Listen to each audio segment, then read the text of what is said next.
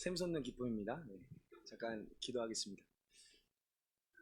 신실하신 하나님 감사합니다. 오늘도 참 좋은 날 주시고 특별히 복된 주일 주님 앞에 우리 예수평화교회 식구들이 한자리에 모여서 주님을 찾고 구하고 의지할 수 있어서 감사합니다.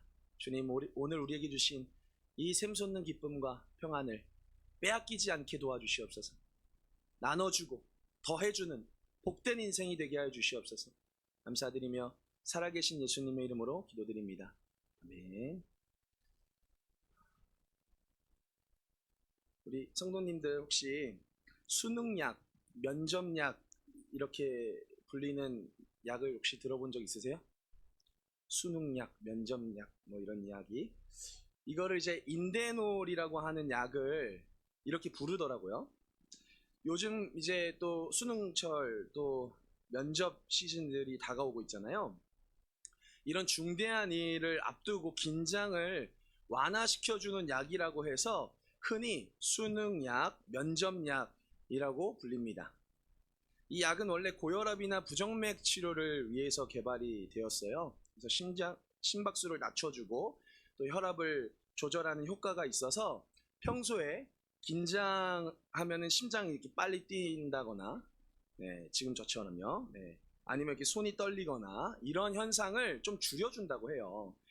근데 이제 잘못 복용하면 이게 오히려 긴장이 지나치게 완화되다 보니까 축 처질 수도 있고요. 집중력이 떨어질 수도 있대요. 그리고 너무 자주 복용하면 만성 두통이나 불면증과 같이 심각한 부작용을 가지고 있다고 합니다. 이런 약이 유행처럼 번지는 이유는 뭘까요?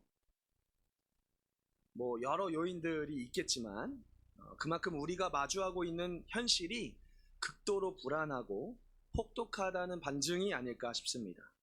물론 우리 어른분들 힘들지 않았던 때가 어디에 있겠냐 싶으시겠지만 우리 청년들이 마주하는 현실들은 점점 이렇게 더 치열해지고 열악해지는 것 같아요.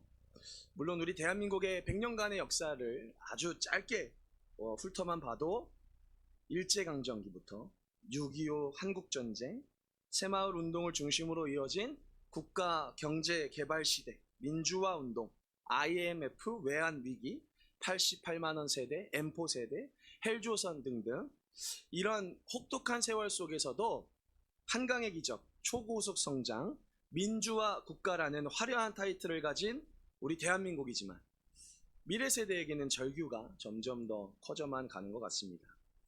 이런 미래 세대, 우리 자녀들에게 우리는 무엇을 남겨줄 수 있을까요? 우리가 함께 읽은 본문은 부모가 자녀에게 건네는 지혜의 가르침입니다. 흔히 잠언 1장부터 9장을 잠언 전체의 서론부로 분류해요. 그 중에서도 오늘 본문이 해당되는 이 4장은 자녀를 위한 부모의 가르침이 절정부에 이른다라고 봅니다.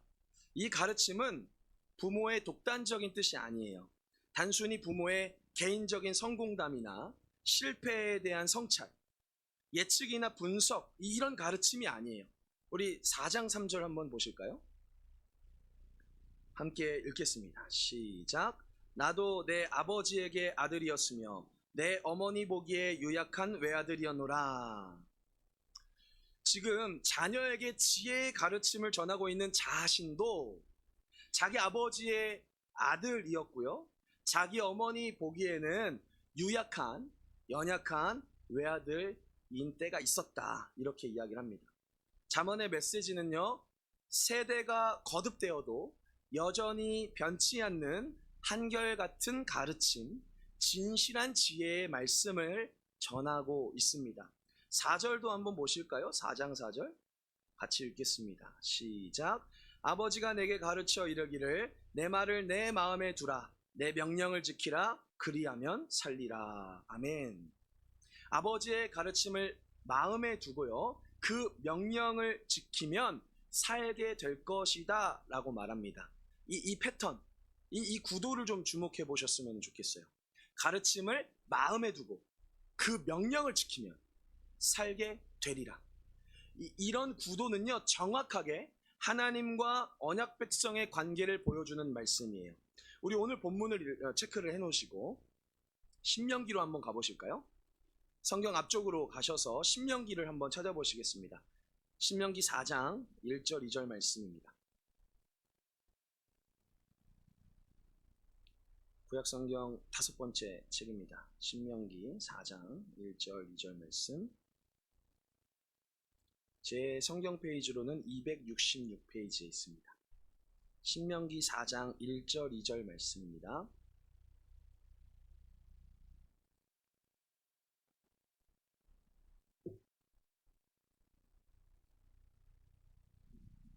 함께 읽겠습니다. 시작. 이스라엘아, 이제 내가 너희에게 가르치는 규례와 법도를 듣고 준행하라. 그리하면 너희가 살 것이요 너희 조상의 하나님 여호와께서 너희에게 주시는 땅에 들어가서 그것을 얻게 되리라. 내가 너희에게 명령하는 말을 너희는 가감하지 말고 내가 너희에게 내리는 너희 하나님 여호와의 명령을 지키라. 아멘. 좀만 더 내려오셔서 9절도 한번 보실까요? 함께 읽겠습니다. 시작. 오직 너는 스스로 삼가며 내 마음을 힘써 지키라. 그리하여 네가 눈으로 본 그 일을 잊어버리지 말라. 네가 생존하는 날 동안에 그 일들이 내 마음에서 떠나지 않도록 조심하라. 너는 그 일들을 내 아들들과 내 손자들에게 알게 하라. 아멘. 이런 구도는 하나님의 언약 안에 고스란히 담겨져 있습니다. 여기서 언약이라는 것을 좀 주목하셨으면 좋겠어요. 하나님을 믿는 우리들에게 있어서 언약은 대단히 중요합니다. 언약이라는 말, 요즘 우리가 일상적으로 사용하는 표현은 아니라 조금 낯설게 느껴질 수도 있어요. 그래서 언약이라는 이 표현을 계약, 조약 이런 단어로 이해하셔도 좋을 것 같아요. 언약, 계약, 조약은 상호 간에 서로 간의 약속이에요. 이 약속에 대한 분명한 증거가 있고 약속된 보장이 확실하죠. 그 약속한 내용이 무엇이며 약속이 유지될 때 반드시 나타나는 효력이 있다는 걸 알 수 있습니다. 이 마찬가지로요, 이 약속을 어길 시에는요, 그에 따르는 책임을 반드시 져야만 합니다. 굉장히 엄중하고 중요한 거예요. 한 가지 예시로 부동산 임대 계약을 한번 생각해 볼까요? 우리 친구들한테는 조금 낯설 수는 있겠지만 한번 잘 들어보세요. 계약서 안에는 빌리는 곳의 주소, 면적, 보증 금액, 계약 기간 등이 상세히 명시되어 있습니다. 또 여기에는 계약자들끼리 서로 합의한 특약사항이 추가될 수도 있어요. 도배나 장판을 새로 해준다, 아니면 욕실을 수리해준다, 이런 내용들이 추가될 수 있고요. 만일 이 계약상의 내용을 지키지 않는다면 그에 따른 배상 또는 법적 책임을 져야 하기도 합니다. 그런데 하나님께서 우리와 맺어주시는 이 언약은요, 결정적으로 다른 차원이 있어요. 그건 이 언약을 주도하시는 분, 책임지고 이끌어가시는 분이 바로 하나님이라는 사실이에요. 성경 안에는 굵직한 여러 언약들이 있어요. 노아 언약, 아브라함 언약, 모세 언약, 다윗 언약. 이런 호칭들은 시대에 따라서 하나님과 직접 언약을 맺은 당사자들, 수혜자들의 이름을 따서 표현한 것인데요. 하지만 이 모든 언약의 결정적인 근거와 주체는 하나님이심을 부정할 수가 없습니다. 왜냐하면 이 모든 언약들에 대해 인간이 기여하거나 자격을 갖춘 사실은 없기 때문이에요. 전부 100% 오로지 하나님의 은혜로 이뤄진 약속들입니다. 아브라함이 먼저 하나님을 찾은 게 아니죠. 모세가 하나님의 약속을 부여받을 자격이 있었던 것도 아니에요. 하지만 하나님께서는 이 세상을 향한 자신의 변치 않는 뜻을 이루시기 위해서 먼저 찾아오시고 놀라운 약속을 맺어주십니다. 그래서 하나님은 참으로 선하신 분이죠. 참 좋으신 분이에요. 언약 안에서 우리에게 넘치는 과분한 은혜를 말씀해 주시고 한결같은 사랑을 보여주시기 때문입니다. 잠언은 바로 이런 가르침을 마음에 새겨야 한다고 반복해서 또 반복해서 강조해요. 마음이라고 번역된 이 히브리어 단어 잊으셔도 됩니다. 레브라고 하는 이 단어가 있어요. 잠언에서만 무려 몇 번 나왔을까요? 100번? 반말이고, 네, 장난입니다. 거의 근접했어요. 90번. 90번이나 나왔어요. 근데 구약 성경에서 이 단어가 가장 많이 나온 곳은 시편이거든요. 네, 시편에서 96번 나왔는데, 아시는 것처럼 시편은 총 150편으로 되어 있고 잠언은 31장으로 되어 있어요. 그래서 이 단어가 쓰여진 비율만 생각해 본다면 잠언에서 이 단어가 더 강조되고 있다는 걸 알 수 있습니다. 그만큼 지혜의 가르침을 강조하고 있는 잠언에서 마음을 중요하게 보고 있다는 거예요. 이 표현과 관련된 잠언의 구절들을 몇 가지 좀 살펴보실까요? 우리 다시 잠언으로 오셔서 3장 5절 한번 찾아보시겠습니다. 3장 5절.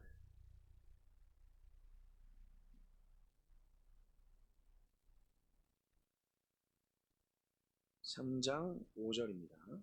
잠언 3장 5절. 같이 읽겠습니다. 시작. 너는 마음을 다하여 여호와를 신뢰하고 내 명철을 의지하지 말라. 좀 더 뒤로요. 10장 8절이요.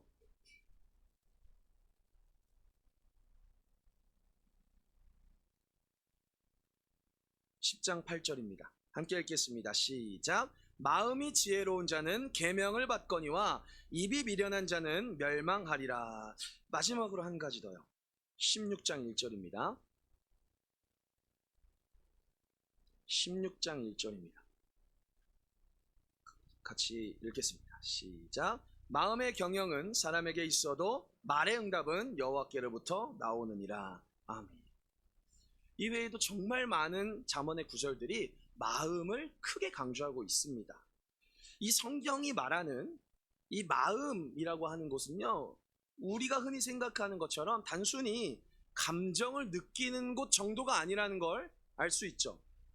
마음은 우리 존재의 중심으로서 생각, 감정, 의지, 양심, 정체성의 총체적인 집약체예요.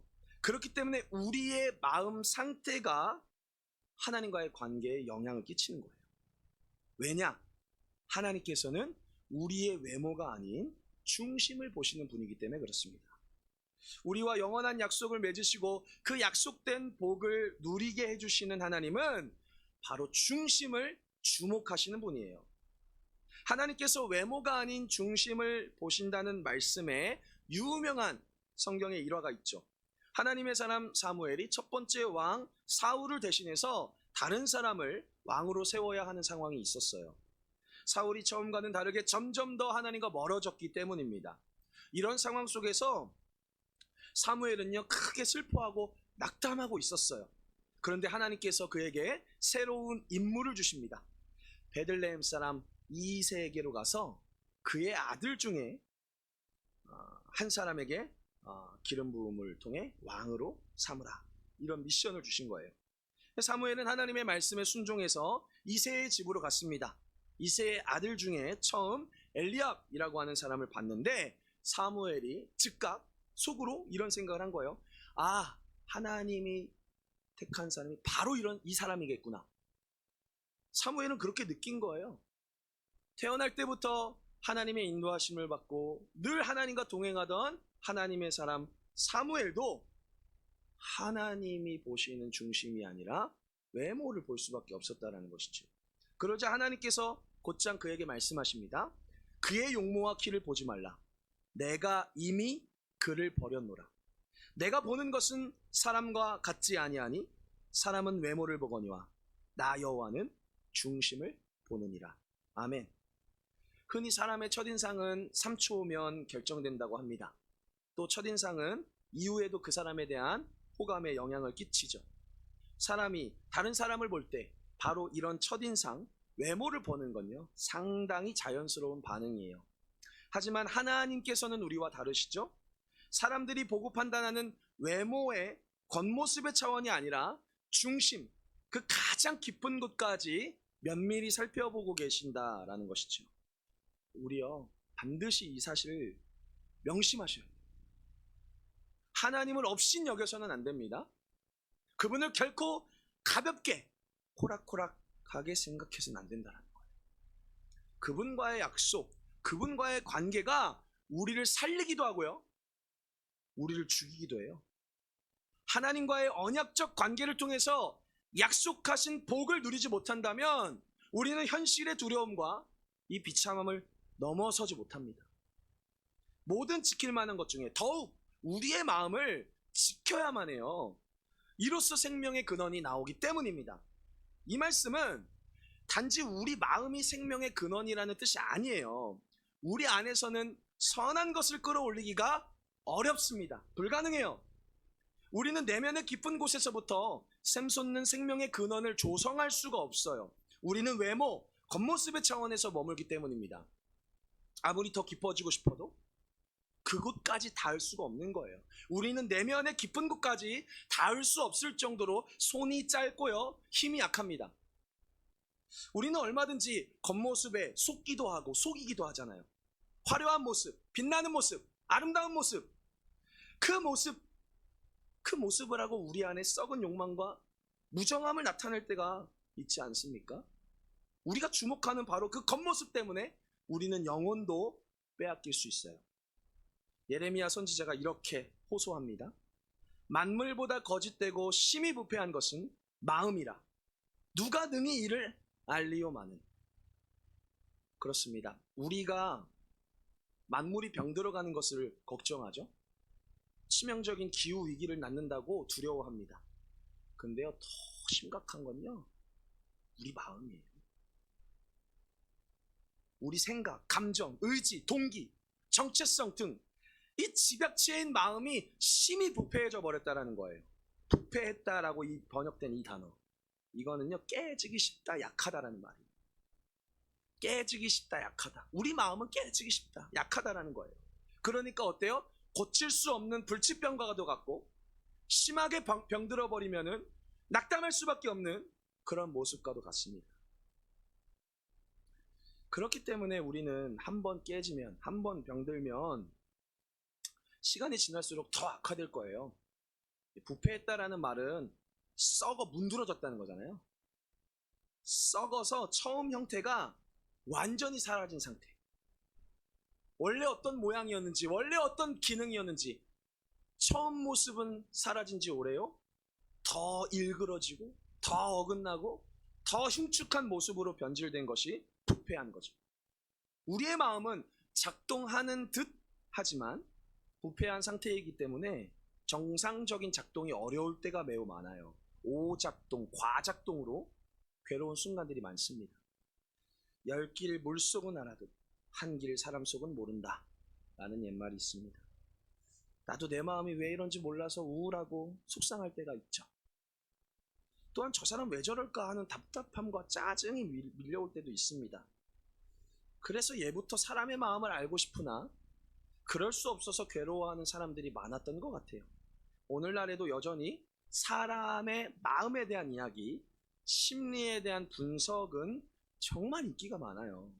이제는 뇌과학이라고 하는 물리적인 차원에서의 연구가 활발하게 진행되고 있죠. 그러니까 우리가 왜 이런 감정을 느낄까, 왜 이런 행동을 할까를 뇌의 문제로 연결시켜서 연구하고 탐험하는 거예요. 또 많은 사람들은 사람들의 행동 패턴을 분석해서 이 사람이 왜 그럴까, 이 사람 무슨 생각을 하고 있을까 역추적하죠. 근데 많은 연구와 분석이 이루어지고 있잖아요. 책들이 쏟아져 나오고 있잖아요. 근데 왜 인간의 마음은 더 고통스러워지는 걸까요? 이런 상황에서 우리는 어떻게 하면 좋을까요? 예레미야 선지자가 이렇게 외쳤죠. 만물보다 거짓되고 심히 부패한 것은 마음이라 누가 능히 이를 알리오마는. 이렇게 호소하고요, 곧장 다음 구절에서 이렇게 선언합니다. 나 여호와는 심장을 살피며 폐부를 시험하고 각각 그의 행위와 그의 행실대로 보응하나니. 만물보다 거짓되고 심히 부패했다라는 건요, 사람의 마음을 조금만 살펴봐도 알 수 있어요. 아, 진짜 인간의 마음이란 건 정말 나약하구나, 믿을 만한 것이 못 되구나, 변덕스럽구나. 그것 조금만 살펴보면 다 알 수 있는 사실이에요. 근데 우리 그걸 알고 있다고 해서 해결할 수 있는 능력은 없잖아요. 연약한 내 마음 부여잡고 그저 버티고 견디는 것이 능사일까요? 그렇지 않다는 거예요. 하나님은 심장과 폐부를 살펴보고 계시고 각 사람의 행위에 따라 보응하시는 분이라는 거예요. 정확하게 알고 계시는 분. 여기서 심장으로 번역된 단어가 지금까지 제가 계속 말씀드렸던 마음이라는 단어랑 똑같은 단어예요. 하나님 마음을 살펴요. 심장을 꿰뚫어 살펴보고 계시는 거예요. 폐부라고 하는 것은 그대로 직역하면은 내장, 콩팥 뭐 이런 뜻이에요. 아시는 것처럼 이스라엘 사람들은 제사를 드릴 때 이 동물의 내장을 떼어가지고 하나님께 태워드렸죠. 이스라엘 사람들에게 폐부는, 이 내장은 감정과 양심, 본능적인 충동이 자리하는 곳이라고 믿었어요. 그러니까 하나님께서는 감정의 가장 깊은 것까지도 다 알고 계신다라는 뜻이에요. 사람은 자신의 마음조차 알 수 없지만 하나님께서는 우리의 가장 깊은 곳까지 전부 살펴보고 계신다라는 거예요. 그런데 우리는 때로는요, 이런 사실을 들으면 위로가 되기보다는 좀 당황스러울 때가 있죠. 좀 두려움을 느끼는 때도 있을 거예요.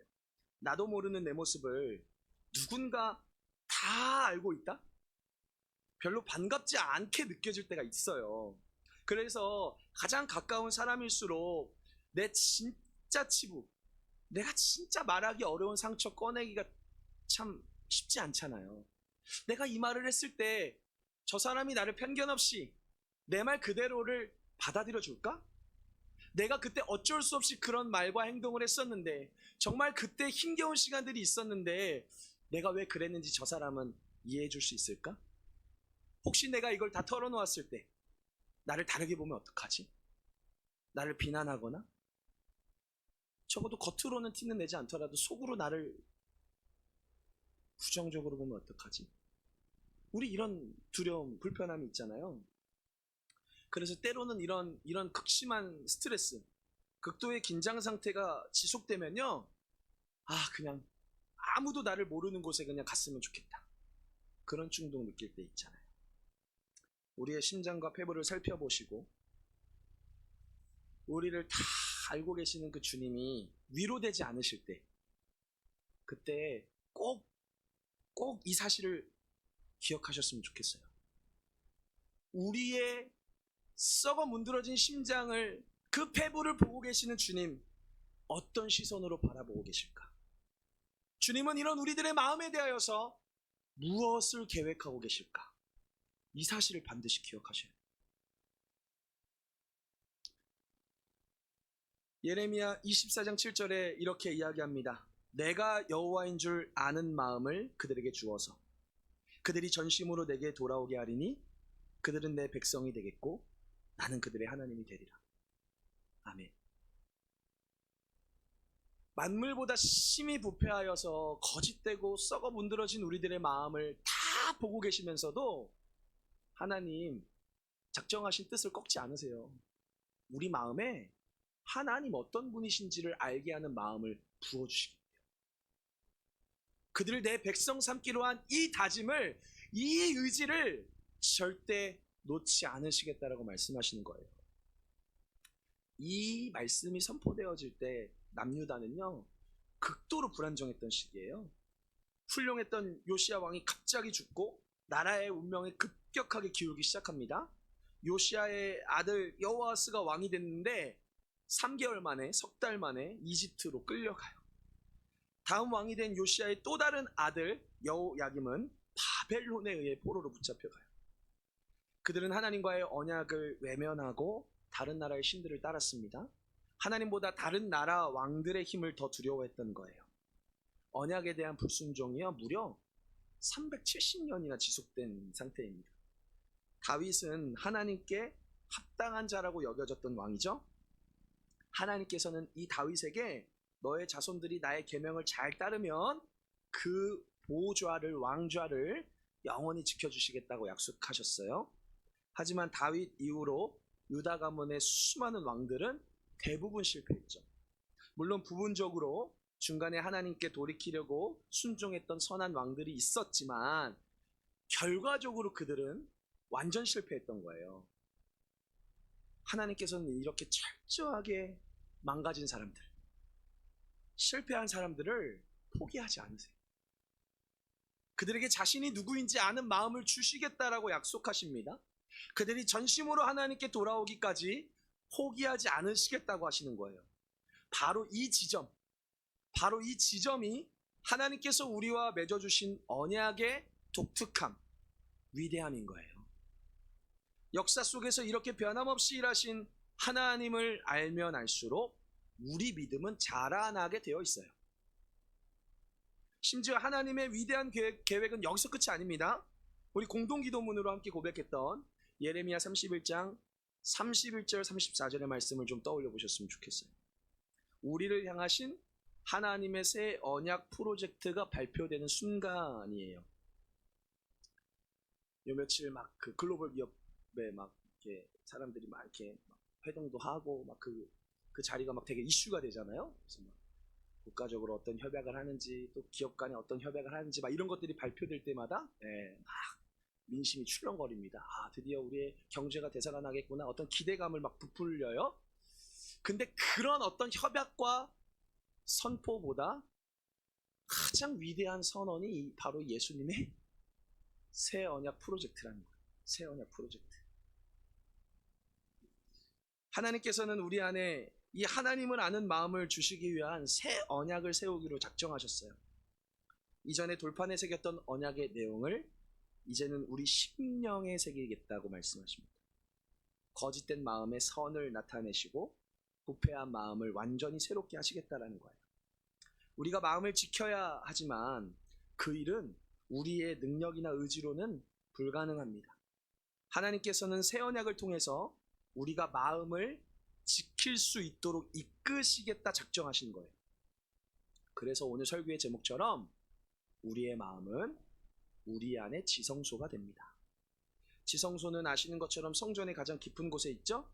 그곳에는 하나님의 언약궤가 안치되어 있습니다. 언약궤 안에는 모세가 하나님께 받은 10계명, 10가지 약속의 말씀들이 기록된 두 돌판이 있어요. 하나님께서는 언약궤를 통해서 그들을 찾아주시고 만나주시겠다고 약속하셨습니다. 그런데 오늘날 이 성전 안에 있었던 그 언약궤의 행방은 알 수가 없어요. 하지만 예수님을 믿는 우리 안에는 새 언약이 새겨져 있습니다. 그 새로운 언약은 예수님을 통해서 성취되었습니다. 우리 말씀을 한번 찾아볼까요? 누가복음 22장 19절에서 20절을 한번 보시겠습니다. 신약성경 누가복음 22장 19절에서 20절 말씀.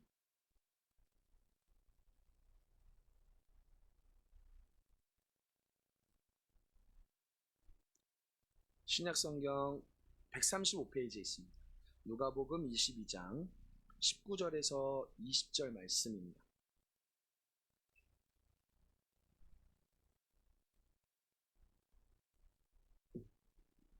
한번 같이 읽어보실까요? 시작. 또 떡을 가져 감사 기도하시고 떼어 그들에게 주시며 이르시되 이것은 너희를 위하여 주는 내 몸이라 너희가 이를 행하여 나를 기념하라 하시고 저녁 먹은 후에 잔도 그와 같이 하여 이르시되 내 피로 세우는 새 언약이니 곧 너희를 위하여 붓는 것이라. 아멘. 예수님께서 십자가에 붙잡히시기 전에 제자들과 유월절 만찬을 나누시면서 새 언약을 갱신하셨습니다. 구약 백성들에게 출애굽 사건으로 인해서 하나님의 언약이 부여됐다면 이제는 새 출애굽, 모세보다 더 위대하신 우리의 지도자 예수님을 통해서 우리에게 새로운 언약이 갱신되었다라는 거예요.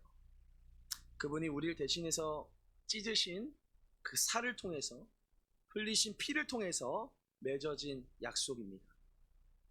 그래서 이 하나님이 우리를 백성 삼으시기 위한, 자녀 삼으시기 위한 이 새 언약 프로젝트는요, 예수님을 통해서 완벽하게 성취된 거예요.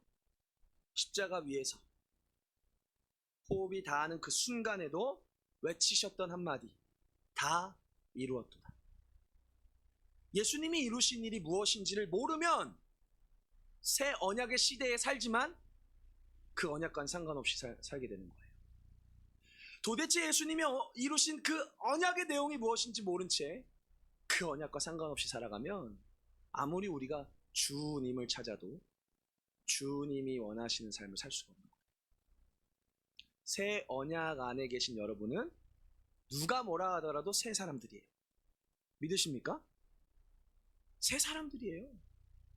지금 내 모습이 연약하고 부족하여도 내가 예수님의 그 십자가를 믿고 그분을 따르기 원한다면 나는 이미 새 사람이 되었다라는 거예요. 새 언약의 시대에 새 사람으로 거듭난 우리들은 새 언약의 공동체죠. 새 언약의 공동체. 그렇다면 우리가 이 언약의 당사자들, 수혜자들이라는 걸 어떻게 믿을 수가 있을까요? 그 믿음의 근거, 그 언약의 효력이 뭘까요? 그분을 믿는 모든 사람들은 유대인이든 이방인이든 남자든 여자든 시민이든 종이든 상관없이 다 새 사람이 될 수 있는데 그 새 사람이 되었다라는 확실한 증거는 무엇일까요? 새 언약이 우리 마음에 새겨질 때 우리 마음이 지성소로 회복되는 것. 우리 마음의 지성소가 되었다라는 것은 그분의 임재가 누려진다라는 거예요. 그분의 임재는 곧 그분의 영으로서 성령님으로서 확증되어지는 것입니다. 갈라디아서 4장 6절 말씀을 제가 읽어드릴게요. 너희가 아들임으로 하나님이 그 아들의 영을 우리 마음 가운데에 보내사 아빠 아버지라 부르게 하셨느니라. 아멘. 그 아들의 영을 어디에 부어주셨대요? 우리 마음에 부어주셨대요. 우리의 지성소에 망가져버린, 썩어 문드러져 버린 이 천한 마음에 주님께서는 찾아와 자리 잡고 계신다는 거예요.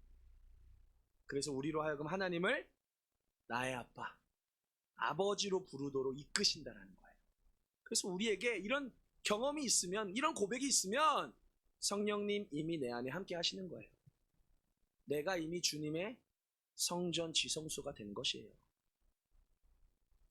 물론 우리는 잘 압니다. 여전히 우리 안에 죄의 잔재가 있다라는 거, 죄의 습성들, 죄의 법이 여전히 우리 안에 있다라는 걸 잘 알아요. 예레미야가 아까 얘기했죠. 만물보다 거짓되고 심히 부패한 것은 마음이라 누가 능히 이를 알리오마는. 예레미야는 이 거짓되고 심히 부패한 마음을 보면서 누가 이 사실을 깨닫겠느냐, 누가 이것을 고백하겠느냐 탄식했죠. 그런데 예수님 안에 있는 바울은 이렇게 감탄하는 거예요. 그러므로 내가 한 법을 깨달았노니 곧 선을 행하기 원하는 나에게 악이 함께 있는 것이로다. 아멘. 바울은 깨달았어요. 내 안에 한 가지 법이 있다라는 거예요. 나는 선을 행하기 원하는데 여전히 내 안에 악이 있더라는 거예요. 이걸 깨달은 거예요. 주님 안에서만 발견할 수 있는 내 마음의 상태를 드디어 보게 된 거예요. 그리고 뭘 고백하게 되는 거예요? 나는 선을 행하기 원한다. 난 선을 원한다라는 거예요. 근데 우리 안에 악의 잔재가 그 선을 회방하죠. 가로막죠. 이 알력이라고 하는 단어가 굉장히 흥미롭더라고요. 이 알력이라는 단어. 이게 삐그덕거리는 수레바퀴를 의미하는 거더라고요. 삐그덕거리는 수레바퀴. 이 고장난 바퀴 때문에 삐그덕거리는 거예요. 계속. 그러니까 우리 안에 이런 경험을 하게 되면 괴롭죠. 아, 난 진짜 예수님 믿는 사람으로서 나 진짜 선하게 살고 싶은데, 내 마음에서조차 선을 품기를 원하는데 그때마다 발견되는 내 안에 상처들, 아픔들, 시기와 질투, 미움들 직면하고 싶지 않죠. 자꾸 삐그덕거리는 거예요. 난 주님과 함께 달려가고 싶은데, 난 주님을 위해서 살고 싶은데 여전히 나의 이 알력을 보게 되는 거예요. 그러면서 내면에 끊임없는 싸움을 마주하게 되는 것이지. 그러나 이것은 주님 안에 있는 자만이 발견할 수 있는 특권이에요. 죄의 지배 아래에 있는 사람은요, 불편함을 못 느껴요. 삐그덕거리는 소리를 내든 바퀴가 잘 안 굴러가든 상관없어요. 불편함을 못 느끼고 익숙하게 그렇게 살아가는 거예요. 힘들 때도 있죠. 괴로울 때도 있죠. 그러나 그 죄를 의식하지 못하는 거예요. 그런데 어떤 사람들만이 내 안에 남아있는 죄를 발견할 수 있느냐? 지성소가 회복된 자들, 주님의 임재가 누려지는 자들만이 내 안에 죄가 있음을 깨닫게 되는 거예요. 난 선을 행하길 원하는데 여전히 나를 가로막는 이 악이 있구나. 그러나 우리에게는 궁극적인 소망이 있어요. 왜? 약속의 말씀이 있기 때문에. 이 약속의 말씀을 통해서 우리를 승리케 하시는 주님이 계시기 때문에 우린 두려워할 것 없습니다. 낙심할 필요 없는 거예요. 흔히 어떤 사람들이 기독교 신앙을 가리켜서 그 정신승리 아니야? 라고 비난하는 경우들을 제가 들었어요. 기독교 신앙이 정말 정신승리인가요? 일종의 자기 암시인가요? 마음이 연약한 사람들의 심리적인 방편인가요? 정말 그렇게 생각하고 믿으면 되던가요? 죄송하지만 좀 거친 표현을 쓰자면 그런 싸구려 정신승리와 기독교 신앙은 감히 비교할 수가 없는 거예요.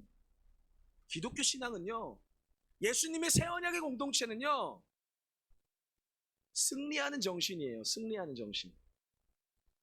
내 정신과 내 의지로서 승리해보려고 발버둥치는 게 아니라 죄를 이기신 그분과 함께 승리하는 법을 배우는 사람들이에요. 내 삶 속에서 그분이 행하시는 일들을 통해 죄가 무기력해지는 것을 보는 자들이에요. 하나님 앞에 붙들려 기도할 때 주님 앞에서 나는 여전히 이 문제를 놓고 간절히 구하지만 서서히 주님 앞에서 변화되는 내 기도를 보게 되는 거예요. 주님, 나를 다스려 주시옵소서. 나를 주장하여 주시옵소서. 주님의 뜻이 이루어지기를 원합니다. 그러면서 찾아오는 평안을 누리면서 고백하는 거예요. 주님 선하십니다. 주님 살아계십니다. 주님, 나는 차마 이런 기도를 생각 못했지만 주님 앞에서 그저 울부짖고 간구할 때 주님 내 기도를 변화시키셨습니다. 주님 내 기도의 동기를, 내 기도의 중심을, 내 기도의 소원을 주님께서 바꾸셨습니다. 되살아나게 하셨습니다. 역전시키셨습니다. 이 고백하는 거잖아요. 이런 하나님을 경험하면 내 삶에서 죄가 무기력해지는 것을 서서히 보게 되는 거예요. 야, 진짜 믿음이 이기네. 내가 주님의 언약 백성이라는 것을 고백하고 하나님이 나의 아버지 되심을 내가 잃어버리지 않으니까 정말 이기네. 알 수 없었던 내 안에 담대함이 생기는 거예요. 현실의 상황은 여전히 바뀌지 않더라도 그 상황을 바라보는 시선이 달라지는 것을 경험하게 되는 순간입니다.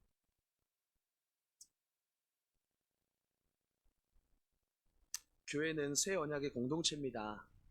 믿으십니까? 아멘. 교회만이요, 인간 마음에 이 거짓되고 심히 부패하게 만드는 죄 있죠? 이거 싸워서 이길 수 있는 거예요. 교회만.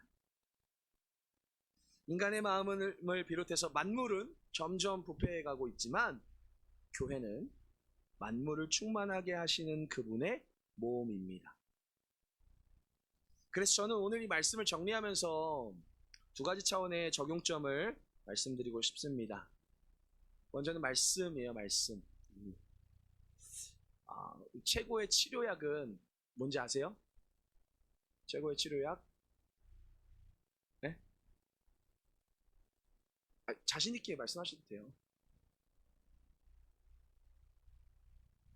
구약 신약 아멘. 네. 아멘이에요.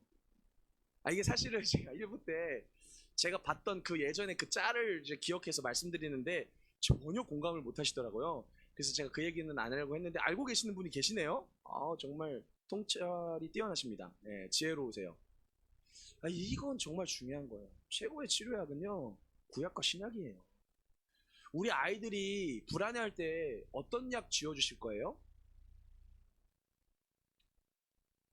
그렇죠. 바로 적용해버리시네요, 그냥. 예. 우리 아이들이 취업 때문에 불안하고 장래 때문에 계속 흔들리잖아요.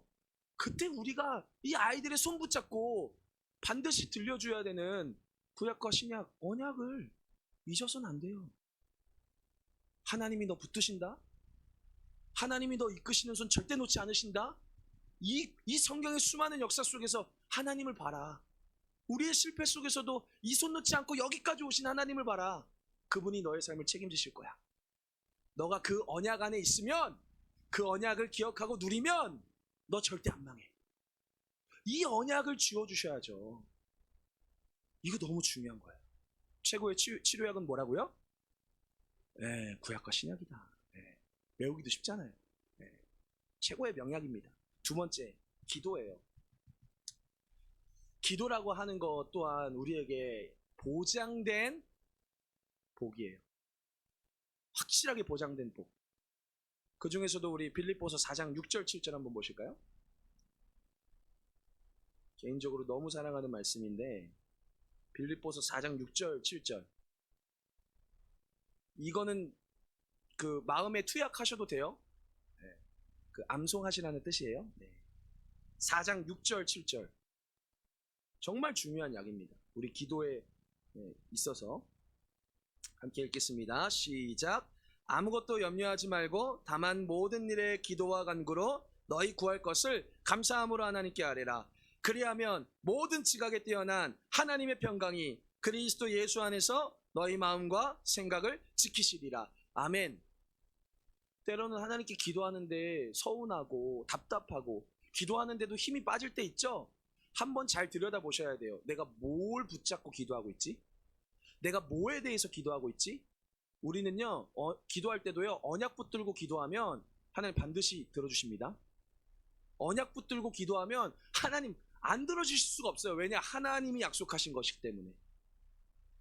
아무것도 두려워하지 말고 다만 모든 일에 기도와 간구로 너희 구할 것을 감사함으로 하나님께 아뢰라. 그리하면 모든 지각에 뛰어난 하나님의 평강이 그리스도 예수 안에서 너희의 마음과 생각을 지키시리라. 우리의 마음과 생각을 지키시는 주체가 있다는 거예요. 요청하면, 의지하면 그분 속히 응답하십니다. 아멘. 그래서 이 모든 내용들을 아주 잘 정리한 또 성경 말씀이 있어요. 저의 어떤 막 많은 설명보다도 너무 명쾌하게 우리에게 주신 이 또 말씀이 있습니다. 조심스럽게 제안드리면 돌아오는 한 주 동안에 이 말씀을 좀 충분히 곱씹어 보셨으면 좋겠어요. 디모데전서 6장 3절부터 16절까지 한번 보겠습니다. 디모데전서 6장 3절에서 16절 말씀. 신약성경 341페이지입니다. 디모데전서 6장 3절에서 16절 말씀. 길지만 천천히 마음에 새기는 마음으로 함께 고백하겠습니다. 시작. 누구든지 다른 교훈을 하며 바른 말 곧 우리 주 예수 그리스도의 말씀과 경건에 관한 교훈을 따르지 아니하면 그는 교만하여 아무것도 알지 못하고 변론과 언쟁을 좋아하는 자니 이로써 투기와 분쟁과 비방과 악한 생각이 나며 마음이 부패하여지고 진리를 잃어버려 경건을 이익의 방도로 생각하는 자들의 다툼이 일어나느니라. 그러나 자족하는 마음이 있으면 경건은 큰 이익이 되느니라. 우리가 세상에 아무것도 가지고 온 것이 없음에 또한 아무것도 가지고 가지 못하리니 우리가 먹을 것과 입을 것이 있은즉 족한 줄로 알 것이니라. 부하려 하는 자들은 시험과 올무와 여러 가지 어리석고 해로운 욕심에 떨어지나니 곧 사람으로 파멸과 멸망에 빠지게 하는 것이라. 돈을 사랑함이 일만하게 뿌리가 되나니 이것을 탐내는 자들은 미혹을 받아 믿음에서 떠나 많은 근심으로써 자기를 찔렀도다. 오직 너 하나님의 사람아, 이것들을 피하고 의와 경건과 믿음과 사랑과 인내와 온유를 따르며 믿음의 선한 싸움을 싸우라. 영생을 취하라. 이를 위하여 네가 부르심을 받았고 많은 증인 앞에서 선한 증언을 하였도다. 만물을 살게 하신 하나님 앞과 본디오 빌라도를 향하여 선한 증언을 하신 그리스도 예수 앞에서 내가 너를 명하노니 우리 주 예수 그리스도께서 나타나실 때까지 흠도 없고 책망받을 것도 없이 이 명령을 지키라. 기약이 이르면 하나님이 그의 나타나심을 보이시리니 하나님은 복되시고 유일하신 주권자이시며 만왕의 왕이시며 만주의 주시요 오직 그에게만 죽지 아니함이 있고 가까이 가지 못할 빛에 거하시고 어떤 사람도 보지 못하였고 또 볼 수 없는 이 시인이 그에게 존귀와 영원한 권능을 돌릴지어다. 아멘. 새 언약의 일꾼 되시는 우리 귀한 성도님들, 우리 청소년 친구들, 주님 다시 오십니다. 주님 속히 오십니다. 그 약속에 붙들려 참소망 잃지 않으시고 주님과 동행하는 복된 공동체 되길 예수님의 이름으로 축복합니다. 우리 이 시간에는